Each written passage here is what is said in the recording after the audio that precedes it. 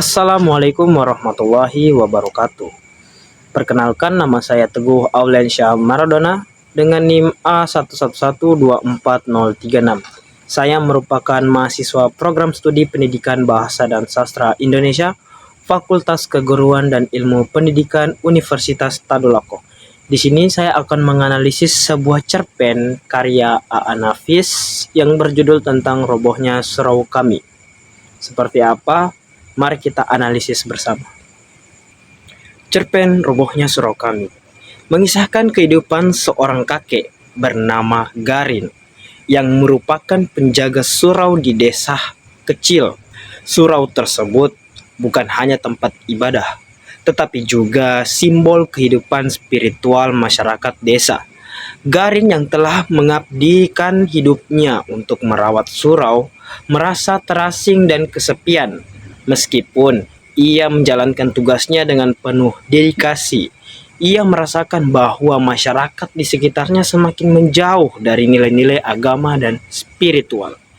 Dalam cerita ini, A. Nafis itu menggambarkan bagaimana surau yang seharusnya menjadi pusat kegiatan keagamaan dan sosial, kini mulai ditinggalkan oleh masyarakat.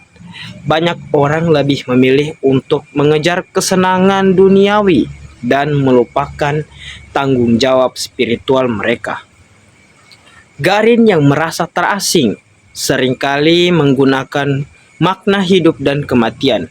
Ia merasa bahwa keberadaannya tidak lagi berarti dan surau yang dijaganya pun semakin rapuh, mencerminkan kondisi spiritual masyarakat yang mulai pudar. Konflik mulai muncul ketika Garing berinteraksi dengan Ajo Sidi, seorang tokoh masyarakat pragmatis dan skeptis terhadap nilai-nilai tradisional. Dalam percakapan mereka, Ajo Sidi mengekspresikan pandangannya yang sinis tentang agama dan kehidupan yang membuat Garin merasa semakin putus asa. Ia menyadari bahwa meskipun ia berusaha sekeras mungkin menjaga surau dan mengajak masyarakat untuk kembali jalan yang benar, semua usahanya itu tampak sia-sia. Klimaksnya terjadi ketika Garin dalam keadaan putus asa dan merasa tidak ada lagi harapan untuk mengambil keputusan tragis untuk mengakhiri hidupnya. Ia merasa bahwa dengan kematiannya, ia akan mengakhiri penderitaan dan kesepian yang telah lama menggoroti jiwanya. Keputusan ini mencerminkan keputusan yang mendalam dan kehilangan harapan terhadap masyarakat yang semakin menjauh dari nilai-nilai spiritual. Setelah kematian kakek Garin, masyarakat desa pun terkejut dan berduka. Namun, reaksi Ajo Sidi yang acuh tak acuh menunjukkan bahwa ketidakpedulian terhadap nilai-nilai kemanusiaan dan spiritualitas terhadap meresap dalam diri masyarakat. Surau yang dulunya menjadi tempat berkumpul dan beribadah kini hanya tinggal kenangan, melambangkan robohnya nilai-nilai yang seharusnya dijunjung tinggi. Adapun unsur intrinsik pada cerpen Robohnya Surau Kami, yang pertama itu ada tema.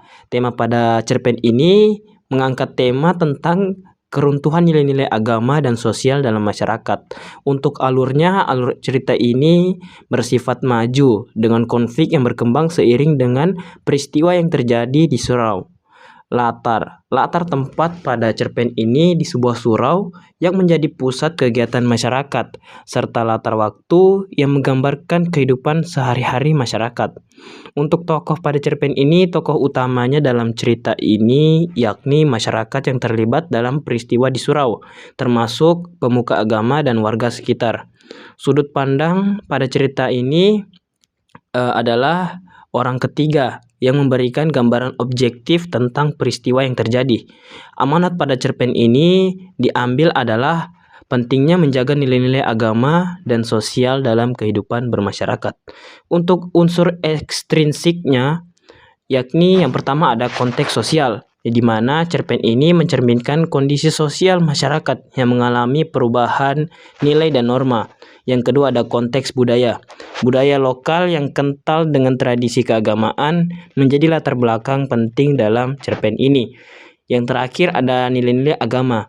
Nilai-nilai agama yang menjadi pedoman hidup masyarakat sangat berpengaruh terhadap alur dan karakter dalam cerita.